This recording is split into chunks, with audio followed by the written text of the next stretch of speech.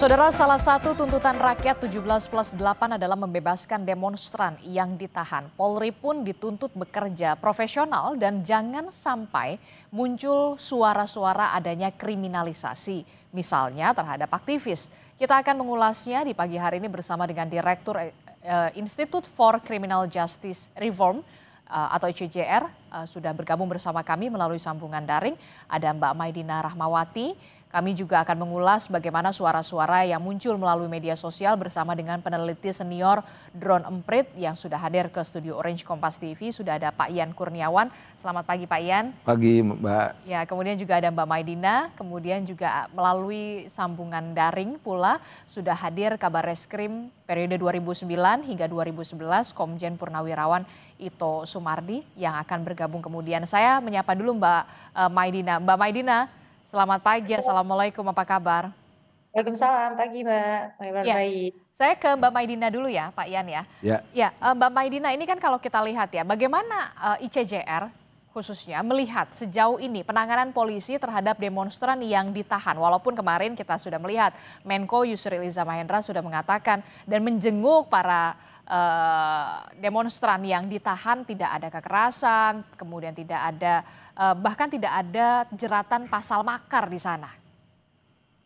Ya, sebenarnya dari awal kami juga mempertanyakan gitu ya respon presiden sendiri yang menyebutkan bahwa ini sampai ke pasal makar, bahkan sampai dinarasikan di stigma sebagai melakukan tindakan terorisme. Padahal ya yang dilakukan masyarakat adalah penyampaian pendapat gitu ya. Dan kalau kita lihat elemen rusuh dan provokatifnya sendiri kan perlu ada investigasi gitu ya, bahwa banyak gitu ya laporan yang sudah berusaha melaporkan gitu bahwa ternyata tindakan perusuhan itu nggak datang organik dari pendapat masyarakat sipil, nggak datang dari orang-orang yang benar-benar masyarakat sipil mengutarakan tuntutannya 17+8 tadi gitu. Jadi sebenarnya itu yang harus difokuskan. Dan terkait dengan kriminalisasi yang terjadi, kami memberikan solidaritas gitu ya kepada teman-teman kami. Ada Pedro, lalu kemudian juga ada teman-teman dari mahasiswa gitu ya, admin-admin sosial media gitu ya, melakukan seruan untuk nggak apa-apa untuk menyatakan pendapat di muka publik, tapi kemudian malah dikriminalisasi. Dan kami memang memberikan perhatian yang begitu besar gitu ya, karena ada narasi untuk penggunaan kekuatan yang berlebihan oleh aparat penegak hukum, akhirnya berdampak pada nggak sedikit gitu ya orang-orang yang ditangkap gitu ya, berdasarkan laporan kekuatan yang berlebihan seperti apa maksud Mbak Maidina? Ya, karena kan sebelumnya responnya diberikan oleh diserukan untuk melakukan tindakan yang keras gitu. Kalau misalnya memberikan tindakan keras dari aparat penegak hukum dari polisi gitu ya, utamanya untuk melakukan tindakan. Nah, akhirnya berdampak pada penangkapan yang sangat masif. Ada sekitar 3.000 orang yang dilakukan penangkapan, termasuk di dalamnya adalah anak gitu ya, yang kemudian jadi anak dalam berkonflik dengan hukum. Lalu kemudian dari sekian beribu banyak orang tersebut yang benar-benar masuk proses hukum tuh disebutkan oleh kepolisian update terakhir yaitu sampai dengan 500 orang. Nah, berarti kan ada kondisi di mana dilakukan penangkapan yang sebenarnya kalau di sistem peradilan pidana nggak mudah untuk melakukan penangkapan tersebut, karena ketika dia ditangkap ada pembatasan kemerdekaan yang harus dipertanggungjawabkan, ganti ruginya apa, kompensasinya apa ketika dia sudah ditangkap tapi ternyata tidak ada proses hukum yang diberikan. Nah, itu yang kita pertanyakan, kenapa ada respon penangkapan yang kemudian dilepaskan begitu saja, dan pendampingannya pun juga menjadi kendala yang kita temukan di lapangan. Oke, dari catatan Anda, ada yang kemudian masih mengganjal soal penanganan tahanan ini? Sebenarnya masih mengganjal gitu ya, karena penggunaan pasalnya sendiri pun juga memberikan catatan gitu ya. Misalnya kami juga nge-highlight kemarin teman perempuan gitu ya, yang juga mengutarakan ekspresinya sebenarnya tuh enggak serta-merta bisa disebutkan sebagai ujaran kebencian terhadap institusi, karena nggak ada pasal 228 ayat 2 itu bisa ditujukan kepada institusi yang tidak berdasarkan identitas berbasis sara gitu ya. Teman perempuan kita gitu dituduh melakukan ujaran kebencian di pasal 28 ayat 2 Undang-Undang ITE, padahal Undang-Undang ITE itu tidak untuk melindungi institusi kepolisian. Terus kemudian narasi yang postingan gitu yang disampaikan beliau gitu ya, dianggap sebagai serangan terhadap institusi kepolisian. Padahal kan kalau di ekspresi di demokrasi sendiri pun banyak yang artinya adalah berupa kiasan yang tidak harafiah yang harusnya direspon Oke. apakah benar akan mendampak pada penghasutan, kan ternyata enggak, tapi kemudian ini malah digunakan untuk melakukan kriminalisasi bahkan sampai level penangkapan dan penahanan yang sebenarnya pasalnya tidak layak untuk digunakan menjerat ekspresi Oke. warga sipil untuk menyuarakan suaranya. Oke, saya akan menyapa juga Pak Ito Sumardi. Selamat pagi Pak Ito, sudah bergabung bersama kami. Pak Ito, bisa mendengar suara di studio? Ya, selamat pagi ya. Oke, Jadi Pak Ito masih di mute, tampaknya audionya bisa masih dinyalakan lebih ya. dulu. Maaf. Sorry, ini kok saya di mute. Oke. Enggak di mute. Saya coba. Baik, sambil menunggu itu tadi soal jeratan pasal Undang-Undang ITE berarti ya Mbak Maidina yang kemudian masih mengganjal di sana. Nanti kita juga akan membahas soal ini. Pak Ito sudah bisa bergabung? Sekarang bagaimana? Sudah bisa masuk suara saya? Oke, tapi sedikit kecil Pak Ito. Oh, kecil ya, coba saya. Oke, nanti kita akan perbaiki lagi. Nah, itu tadi banyak sekali sorotan mulai dari narasi dugaan kriminalisasi, kemudian jeratan pasal Undang-Undang ITE, begitu yang tadi sudah disinggung oleh Mbak Maidina dari ICJR. Saya ke Drone Emprit dulu, Pak Yan. Ya. Pak Yan, bagaimana di media sosial menyoroti ini semua, begitu ya, soal 17+8, termasuk juga soal banyak sekali demonstran yang kemudian ditahan, aktivis juga, begitu ya. Bagaimana sorotan ini? Jadi gini, jadi ada dua pendekatan yang biasanya kita lakukan. Pertama itu kita menggunakan analisis emosi. Di analisis emosi itu ada 4 yang menonjol dari isu ini, yaitu Apa saja?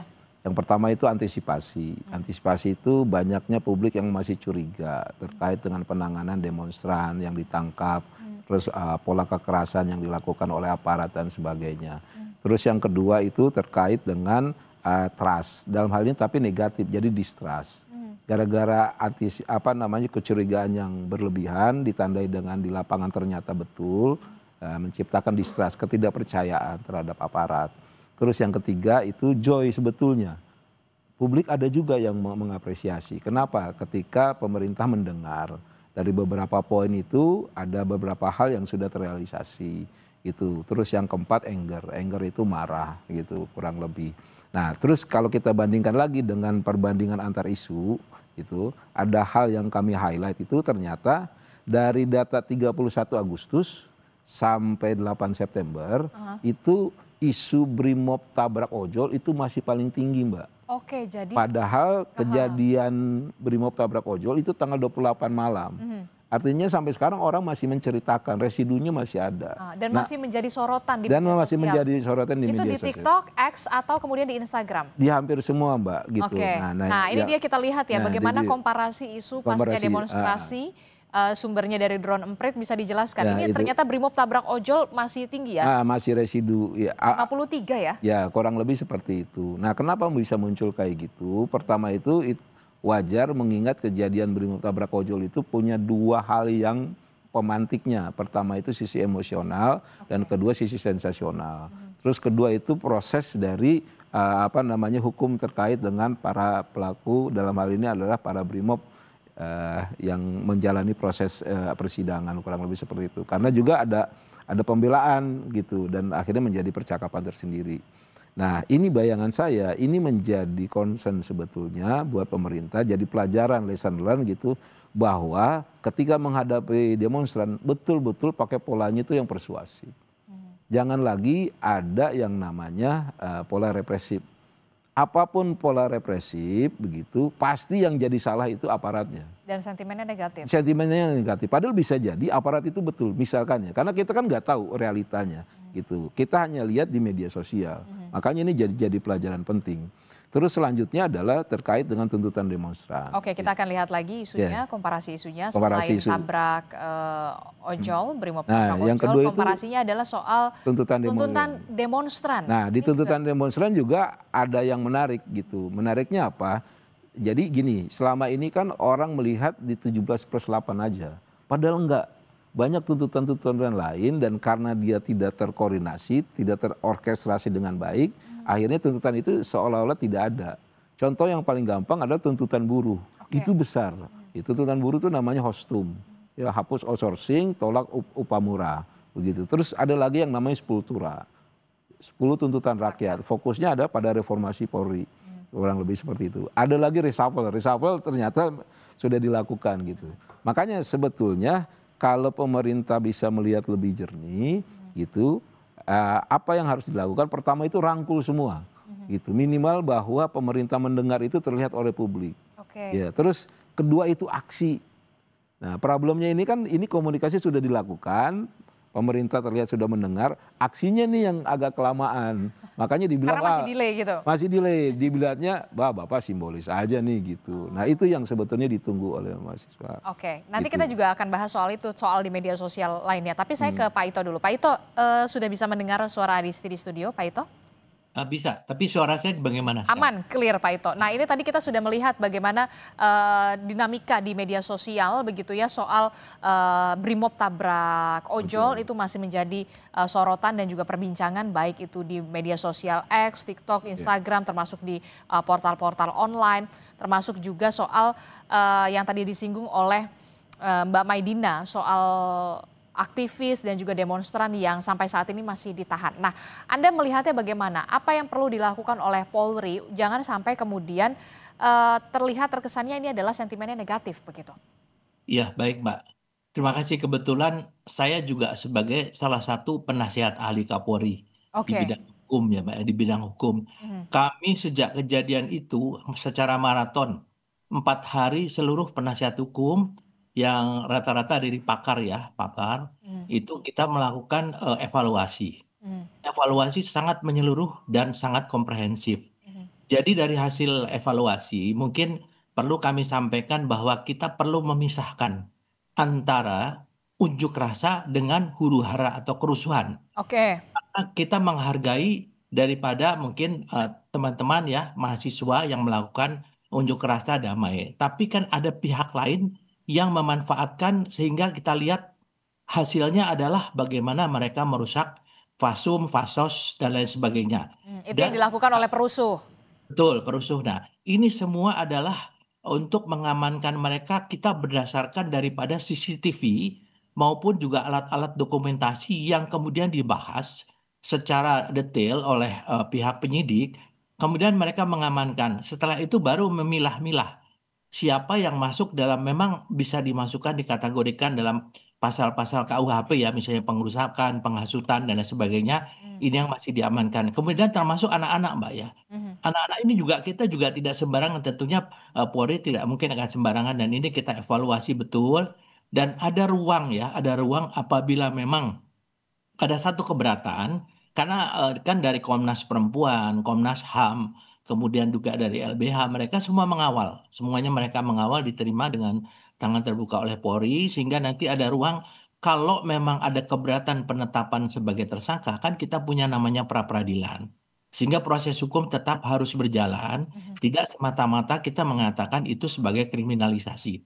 Kalau di dalam proses hukum ternyata orang yang dinyatakan sebagai tersangka, kemudian dia tidak bisa ditetapkan sebagai tersangka, maka kita bisa melakukan namanya satu pendapat bahwa itu adalah kriminalisasi. Tapi selama 4 hari berturut-turut Mbak ya, termasuk kita membahas Rantis Brimob kenapa sampai menabrak, kita ambil dari berbagai video. Kemudian seluruh penasihat ahli itu dilibatkan oleh dipimpin oleh Pak Wakapolri, sehingga kita mengambil kesimpulan memang ada hal-hal jujur harus diperbaiki daripada untuk SOP penanganan unjuk rasa dan ini sedang kita lakukan. Oke, dan ini dievaluasi. Tapi bagaimana dengan aktivis yang kita tahu saat ini masih ditahan oleh polisi begitu?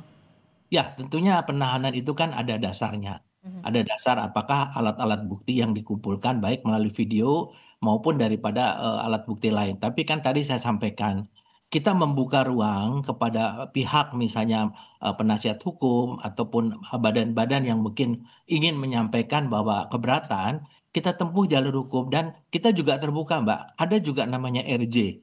Ya, RJ itu restoratif justice. Kalau dianggap bahwa terhadap yang bersangkutan itu masih bisa dilakukan pembinaan, tentunya Polri juga akan mengedepankan RJ. Jadi di sini Polri juga tidak ingin kita melanggar hukum karena bagaimanapun juga kita melihat dampak-dampak dari penjarahan, kemudian juga dari pengerusakan fasum, pembakaran fasum, fasos ya. Dan ini juga dilihat daripada jejak digital. Karena kita menggunakan jejak digital juga, apakah memang ada unsur-unsur yang bisa dikategorikan sebagai menghasut. Nah, ini kan kita tidak tahu. Yang tahu adalah daripada penyidik dan kita kawal, Mbak. Oke. Kompolnas pun juga mengawal. Oke, Pak Demikian. Ito, kalau kita lihat kan dalam tuntutan 17+8 ini kalau tidak salah ada poin untuk meminta dibebaskan atau membebaskan para demonstran. Apa pendapat Anda soal ini? Ya, kalau dibebaskan tadi saya sampaikan. Kalau dibebaskan itu kita bisa menempuh dengan restoratif justice ataupun kita membebaskan tentunya dengan pertimbangan-pertimbangan.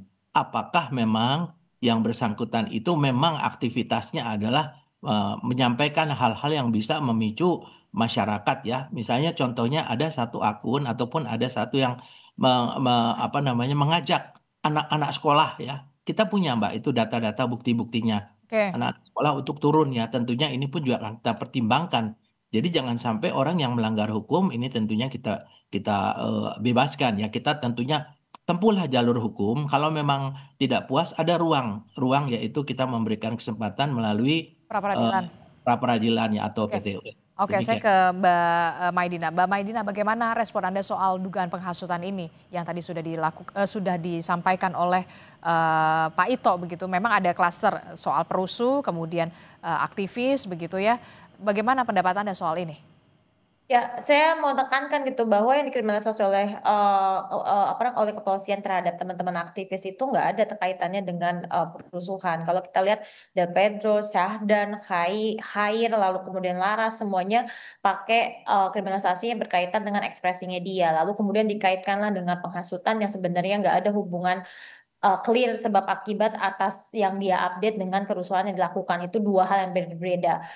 Demo tersebut, masifnya protes masyarakat tetap akan terjadi terlepas ada atau tidaknya updatean yang dilakukan oleh teman-teman dari aktivis-aktivis tersebut. Dan kalau kita lihat seperti yang saya tadi sudah paparkan itu ya, apa yang di pasal yang digunakan tuh juga memang bertentangan gitu. Misalnya kayak Laras gitu tadi saya sebut sampaikan gitu bahwa dia digunakan adalah pasal ujaran kebencian, padahal kita sama-sama tahu Kapolri juga udah punya edaran gitu ya bahwa ujaran kebencian itu hanya ditujukan pada identitas yang sifatnya melekat dan tidak bisa diubah mulai dari suku, agama, ras dan identitas orientasi seksual gitu ya. Sedangkan institusi kepolisian gitu ya, institusi pemerintah gitu ya yang di berbagai ekspresi itu nggak bisa dilindungi dengan pasal-pasal terkait dengan ujaran kebencian. Nah, itu yang kita kritisi gitu bahwa kriminalisasi terhadap aktivis ini seolah dipaksakan, bahkan sekarang beredar juga gitu ya intimidasi yang dilakukan tidak dengan alat kepolisian, misalnya TNI yang bilang bahwa Ferry Irwandi juga akan ada potensi untuk dikriminalisasi dengan pencemaran nama baik, padahal pencemaran nama baik tidak pernah ditujukan untuk melindungi institusi kepolisian apalagi institusi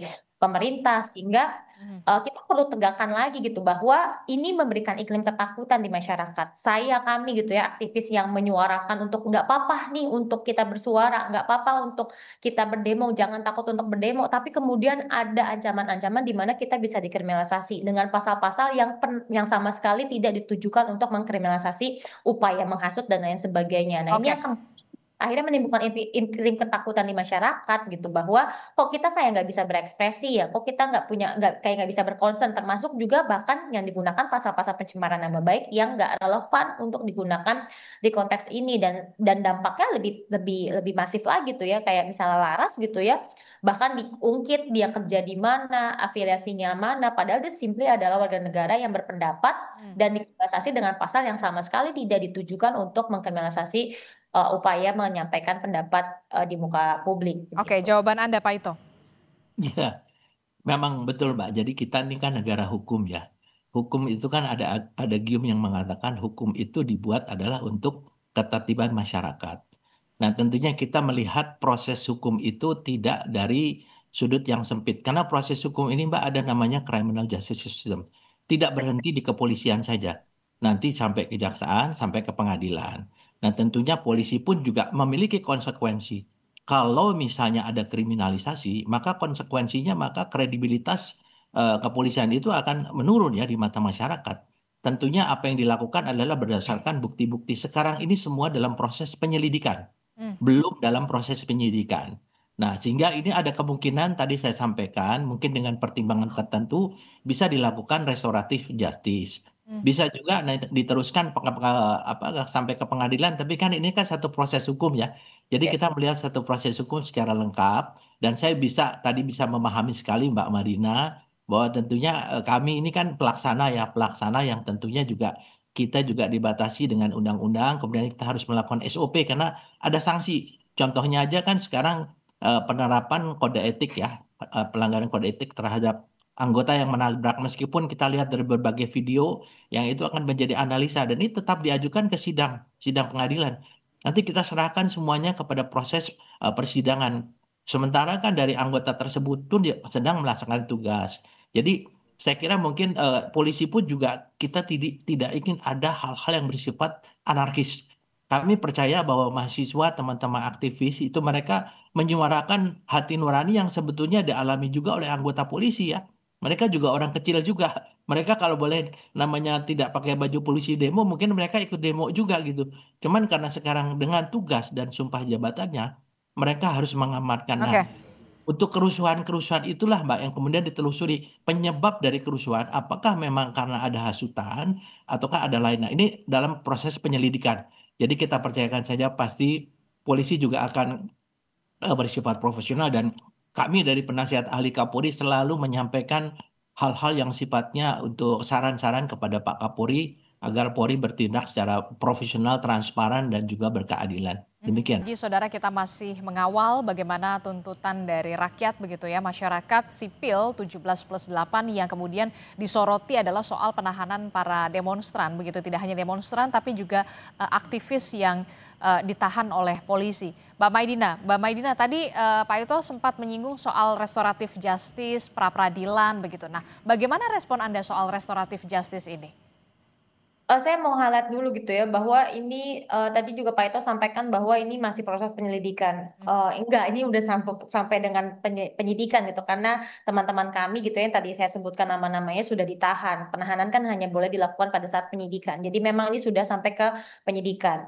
Dan saya juga concern sekali dengan narasi soal bahwa ini bisa diselesaikan dengan restoratif justice. Ini sebenarnya meneruskan kembali salah kaprah restoratif justice di Indonesia gitu bahwa sebenarnya ide tentang restoratif justice adalah soal penguatan hak korban, korban dan pelaku punya ruang untuk saling bertemu dan menyelesaikan perkaranya gitu ya untuk menghasilkan win-win solution. Nah, itu hanya untuk tindak pidana dengan korban. Di konteks ini, dia ketika kita mau melaksanakan restoratif justice harus clear bahwa dia adalah tindak pidana, pelakunya jelas, korbannya jelas. Di konteks ini kan kita sama-sama mempertanyakan apakah ini benar-benar adalah tindak pidana. Tadi saya sudah sampaikan, misalnya pasal yang digunakan untuk Del Pedro adalah pasal 160 KUHP tentang penghasutan. Sampai dengan saat ini belum clear, jelas gitu ya bukti yang dihadirkan bagaimana apa yang mendasarkan updatean dari Del Pedro yang berkolaborasi dengan banyak akun tapi kemudian yang dijerat dia aja. Lalu kemudian apakah itu serta-merta postingan tersebut berdampak pada terjadinya kerusuhan yang dinarasikan, berdampak pada terjadinya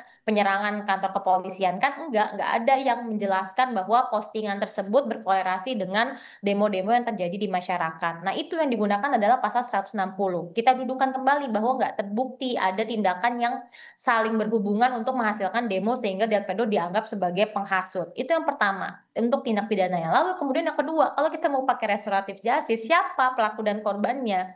Kalau pakai pasal-pasal 160 di KUHP, dia adalah tindak pidana terhadap keamanan negara. Apakah negara ada representasinya untuk dia bisa mediasi dengan Del Pedro? Kan enggak. Itu yang kita dudukan lagi. Jadi pertanyaan pertamanya adalah apakah benar apa yang dilakukan oleh Del Pedro adalah tindak pidana? Baru kemudian menghadirkan ide soal restoratif justice. Sedangkan definisi restoratif justice yang tadi kita sampaikan, yang kita bahas di sini ternyata nggak tepat. Restoratif justice itu tidak seperti ini. Ini yang harus kita teruskan lagi. Oke. Kalau kita Oke, baik Pak. bukan dengan restoratif justice, ini salah juga akhirnya merespon situasi ini dengan menarasikan diselesaikan dengan RJ. RJ tidak seperti ini yang benar. Oke, Pak Ito, Ya, respon Anda. ya baik. Yang pertama saya luruskan dulu Mbak ya. Tadi kita bicara secara keseluruhan juga. Mengapa dari sekian ribu menjadi 500? Semua memang melalui proses penyelidikan. Dari proses penyelidikan itu kemudian kita pilah-pilah siapa yang bisa dinaikkan untuk menjadi proses penyidikan. Ya, termasuk Pedro ini kan. Tentunya penyidik juga tidak sembarangan menetapkan tersangka. Karena kan dalam penyelidikan itu adalah mengumpulkan alat bukti. Sehingga alat bukti itu apakah memang memenuhi minimal dua alat bukti untuk dinaikkan menjadi penyidikan. Nah, kemudian pada saat perbincangan kemarin kami dalam merapat dengan Bapak Wakapolri langsung untuk membahas masalah ini, maka kita pertimbangkan ya, kita pertimbangkan karena langkah apa yang bisa kita lakukan. Kalau mengatakan apa namanya penghentian penyidikan tentunya kan berarti ada alat bukti yang tidak mencukupi. Nah, Hmm. kalau tidak, memang kita teruskan ke pengadilan dengan catatan tadi masih ada ruang untuk kita melakukan pra peradilan ya atau PT UN mungkin ya. Nah, kemudian yang kedua Mbak, bahwa sekarang kan Polri ini sedang melakukan revisi ya SOP besar-besaran Hmm. dengan melibatkan Komnas HAM, kemudian beberapa pakar dari penasihat ahli yang memang di bidang ilmu masing-masing supaya nanti SOP yang akan kita terapkan ke depan tidak ada lagi potensi adanya pelanggaran HAM. Nah, sekarang kalau untuk masalah penanganan hukum ini menurut saya sekarang kan penyidik yang paling tahu ya. Saya juga tidak tahu materi penyidikan, saya tidak tahu. Saya kira kita semua di sini tidak tahu. Nah, kita mungkin untuk masalah ini kalau untuk pihak yang saat ini ditetapkan sebagai tersangka, marilah kita didampingi dengan penasihat hukum dan bisa menyampaikan hak-haknya untuk harus dihormati oleh penyidik ya. Jadi kita juga berharap, mungkin saya tadi sependapat ya Oke. dengan Pak Madina. Termasuk juga yang juga jadi sorotan hari ini adalah soal bagaimana Menteri Koordinator Bidang Hukum, HAM, Imigrasi dan Pemasyarakatan Yusril Iza Mahendra yang kita lihat menjenguk aktivis begitu ya, Del Pedro begitu di tahanan di sel begitu. Termasuk juga ada 68 orang yang juga sudah ditahan buntut dari rentetan aksi demo di Jakarta.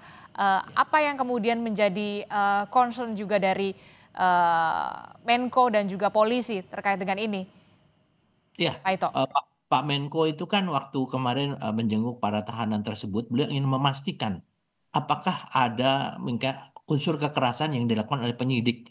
Karena kalau itu ada, berarti ada satu risiko bahwa korban itu tentunya harus mendapatkan perlindungan, bahkan kalau perlu harus dilepaskan ya, karena ada pelanggaran HAM ya oleh anggota kepolisian. Nah, setelah dilihat bahwa yang dilakukan adalah sesuai dengan ketentuan, tidak ada unsur kekerasan, tentunya Pak Menko juga waktu kemarin itu mengarahkan kepada penyidik bahwa mereka harus betul-betul bisa membuktikan ya, bisa membuktikan Mhm. tuntutan yang disampaikan kepada mereka dalam statusnya sebagai tersangka. Itu Pak Menko menyampaikan dan juga beliau juga menyampaikan masih ada ruang kalau memang ada keberatan dari pihak yang ditersangkakan itu adalah tadi bisa digunakan mungkin melalui pra peradilan yang tentunya itu hak mereka dan Polri harus mematuhi untuk itu ya. Tapi kalau tidak, tadi saya sampaikan bahwa untuk masalah penanganan hukum kan polisi bukan di polisi saja dalam criminal justice system ini ada polisi, ada jaksa sampai Jaksaan. ke pengadilan Mhm. ya. Mhm. Saya kira mungkin itu yang mungkin kita perlu untuk apa taati bersama termasuk kepolisian ya. Kepolisian kalau memang hasil pra peradilan mengatakan mereka harus lepaskan ya tidak ada alasan meskipun kita menganggap bahwa ada unsur-unsur pidana yang memenuhi. Saya kira itu kita pun akan mengawal, Mbak. Kita akan mengawal dan kemarin komitmen Pak Kapolri yang disampaikan kepada kami adalah agar penasihat ahli Kapolri ini Oke. betul-betul memberikan masukan yang sifatnya adalah jangan sampai Polri ini menjadi satu objek yang melakukan tindakan pelanggaran hukum juga. Demikian, Mbak. Oke, Mbak Maidina, apa yang kemudian Anda bisa sampaikan di sini? Ternyata penahanan aktivis ini menjadi atensi juga dari Menko Yusril Iza Mahendra. Apa yang ingin Anda sampaikan? Kembali lagi sih seharusnya juga Pak Menko bisa melihat gitu ya, tidak hanya treatment terhadap teman-teman aktivis yang ya jelas gitu ya nggak dilakukan kekerasan karena, spotlight-nya sangat besar ke teman-teman aktivis. Kita melakukan pendampingan setiap harinya, jelas gitu ya treatment-nya benar. Tapi harusnya Pak Menko bisa ngejelasin juga gitu kenapa dasar-dasar kenapa akhirnya teman-teman aktivis ini kemudian ditahan. Bahkan kalau saya boleh highlight lagi, kembali lagi saya bahas gitu ya bahwa penangkapannya pun juga tidak perlu karena harusnya Pedro sempat dipanggil 2 kali terlebih dahulu kalau kita baca KUHP gitu ya, perlu dipanggil terlebih dahulu 2 kali, kalau 2 kali tidak hadir ke pemanggilan tersebut baru bisa dilakukan penangkapan. Nah itu saja, proses itu saja tidak dilalui. Pedro kemudian ditangkap tiba-tiba, lalu kemudian dijerat dengan tindak pidana yang tadi saya uraikan, ternyata tidak memenuhi unsur-unsur pidananya, lalu kemudian diberlakukan penahanan terhadap dia simply karena ancaman pidananya di pasal 160 KUHP itu di atas 5 tahun. Padahal kalau kita lihat di syarat-syarat penahanan tuh spesifik banget gitu ya. Apakah Pedro punya tendensi melarikan diri? Dia aja nggak tahu, dia aja kan di sini gitu. Jadi banyak mendampingi demonstran, gimana dia bisa melarikan diri? Dia banyak menandatangani surat kuasa untuk memberikan pendampingan. Oke. Gimana dia bisa melarikan diri? Jadi itu sih harus dilihat rangkaiannya gitu. Kembalikan lagi bahwa yang dilakukan Pedro adalah ekspresi masyarakat sipil yang sama-sama jengah dengan banyak catatan di pemerintahan, dan dia tidak serta-merta melakukan penghasutan karena demo ini akan terjadi terlepas dari Pedro mengupdate atau tidak di Instagramnya. Dan yang ketiga gitu, kalau misalnya Pedro bisa dijerat dengan demikian, berarti kita semua akan takut untuk berpendapat. Apakah kita menjadi bangsa yang saling menakutkan satu sama lain untuk menyatakan ekspresi kita, kritik kita terhadap kinerja pemerintah. Nah itu yang kita dudukan kembali nih, jangan kemudian berfokus pada treatmentnya bagus kok, nggak ada kekerasan dan lain sebagainya. No, bukan itu fokus kita. Apakah dari awal memang harus dilakukan penangkapan dan penahanan terhadap teman-teman aktivis? Dan tadi saya uraikan teman-teman yang lain pun dengan pasal-pasal yang tidak tepat sama sekali untuk menjerat ekspresi sah dari warga negara ini. Gitu. Oke. Saya ke Pak Yan dari Drone Empet. Di media sosial juga kan netizen kemudian masyarakat juga masih mengawal tuntutan 17+8 ini, termasuk soal reformasi Polri yang kemudian menjadi sorotan juga begitu. Apa yang ingin Anda sampaikan sorotan-sorotan 17+8 ini yang kemudian harus segera disuarakan atau didengar begitu ya, didengar oleh Polri salah satunya. Ya, jadi kalau belajar dari kejadian di tanggal 25, 28, terus Brimob Tabak Ojol dan sampai hari ini gitu, kalau kita pakai analisa asosiasi masih terlihat jelas bahwa Polri itu identik dengan tindakan represif. Padahal itu bertentangan sekali dengan moto dari Polri itu sendiri, melindungi dan mengayomi. Nah harapannya dari kejadian ini, dari data yang ada ini, kita bisa buat sebuah strategi gitu atau langkah konkret bagaimana menunjukkan ke publik bahwa Polri itu melindungi dan mengayomi. Sebetulnya nggak susah-susah banget Mbak ya. Contohnya gini, yang sudah dipastikan bahwa itu perusuh itu di highlight, tunjukkan tindakan tegas. Terus terkait dengan para aktivis itu dibuka ruangnya diskusi. Tujuannya adalah untuk menunjukkan bahwa Polri itu mendengar. Sisi mengayominya itu muncul. Jadi aktivis itu jangan dikriminalisasi dulu, tapi diajak ngobrol. Gitu. Tunjukkan bahwa ini loh, kita punya saksi dan bukti, Anda juga di aktivis punya saksi dan bukti. Tunjukkan itu ke publik gitu. Kesan mengayomi bahwa polisi itu merangkul nanti akan terlihat Mbak. Kalau ini kan enggak nih. Kalau kita simak dari tadi ini kan dari Mbak Maida, Pak Ito, ini kan masih polanya kan pola narasi kontra narasi gitu. Buat publik yang menonton, wah ini mah masih berantem aja gitu. Padahal kesan yang mau kita bangun kan ini kan sama-sama anak bangsa. Tadi ada tuh pesan Pak Ito yang bagus. Kalau polisi itu bisa dia lepas baju itu, dia juga pengen ikut kok gitu. Bahwa keadaan sekarang ini memang lagi nggak baik-baik aja gitu. Jadi butuh kebersamaan gitu. Nah dalam hal ini kan perlu satu sama lain tuh saling mengisi. Gak bisa kalau yang satu pendapatnya gini, yang satu pendapatnya gini. Kita harus cari jalan tengah. Tujuan kita sebetulnya simpel kok. Bagaimana sekarang negara ini stabil, gitu. Bagaimana ini kelas menengah yang sudah besar ini sekarang lagi pada teriak, gitu. Dan itu sebetulnya di tuntutan 17+8 itu harusnya itu yang didahulukan, begitu. Karena kalau kita terjebak pada pola yang bersifat noise saja, ditakutkan nanti ini akan berpolemik terus, ya. Harga saham jatuh, analisa fundamental kita secara ekonomi itu payah. Bayangkan Mbak, kemarin itu udah ada Mbak, ekonomi itu udah pada gerah, sudah ada 7 desakan darurat ya dari para ekonom terkait dengan situasi kayak seperti ini gitu. Nah harapannya ke depan itu yang demo terus demo gitu, terus tetap bisa menyuarakan aspirasinya. Tetap menyuarakan aspirasi, terus pihak polisi udah keren tuh polisi, dia tidak akan represif lagi dan dia akan tetap tegas pada wilayah yang akan melakukan huru hara, rusuh. Jadi polisi akan tunjukkan ini wilayah demo, ini wilayah huru hara. Kalau nanti ke depan publik bisa melihat, saya yakin nanti apresiasi positif terhadap Polri itu akan muncul. Kurang lebih seperti itu. Tapi secara general untuk 17+8 apa yang bisa dilakukan oleh pemerintah begitu, tidak hanya Polri, pemerintah secara menyeluruh begitu ya, untuk bisa tidak hanya mendengar tapi kemudian ada aksi nyata yang bisa dilakukan, karena 17+8 ini kan tidak main-main ya, banyak juga begitu ya tuntutannya, banyak sekali.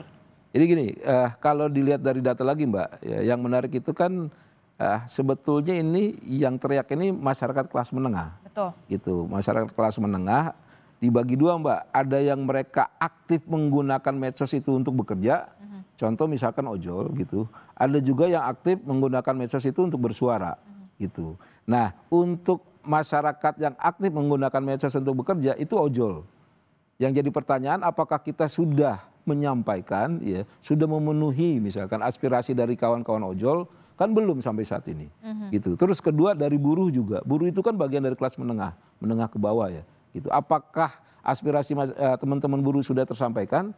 Itu kan juga belum gitu. Nah makanya kalau ini yang sifatnya jangka pendek ini kita bisa selesaikan, harapannya nanti publik itu nanti akan ucapan terima kasih kepada masyarakat, kepada pemerintah, kurang lebih seperti itu. Termasuk juga apa yang ingin bisa ya kita belum tahu ya sentimennya akan seperti apa ketika seorang Menko, ya, Menko Yusril Iza Mahendra sampai kemudian menjenguk para demonstran dan juga salah satunya adalah aktivis Del Pedro. Iya, jadi kan gini, sebetulnya itu kalau di tim komunikasinya Pak Menko gitu, Pak Yusril itu harusnya mereka bangun opini bahwa di sini loh negara hadir. Oke. Terus kedua negara siap dikritik gitu. Nah, karena itu tapi balik lagi perlu ada komunikasi dan aksi. Nah, sekarang ini tahapnya sebetulnya udah tahap aksi bukan komunikasi lagi. Saya yakin Mbak Maida sepakat bahwa oke, pemerintah mendengar, tapi selanjutnya apa Pak gitu. Jangan terjebak pada hal yang sifatnya simbolis lagi gitu. Makanya aksi ini yang diharapkan ke depan itu akan terlihat visibility negara hadir, mengayomi, mendengar, pemerintah tempat mengadu itu terlihat. Kalau itu terjadi pelan-pelan Mbak, saya yakin nanti situasi kondisi kita akan relatif lebih baik begitu ya. Nanti kita akan lihat bagaimana bentuk dari kehadiran negara untuk bisa juga kita kawal tuntutan 17+8 ini. Terima kasih Pak Ito Sumardi, Ketua Penasihat Ahli Kapolri begitu ya, dan juga ada Mbak Maidina dari ICJR, kemudian ada Pak Yan juga dari Drone Emprit. Terima kasih telah bergabung bersama kami. Sehat selalu semuanya. Assalamualaikum, selamat pagi.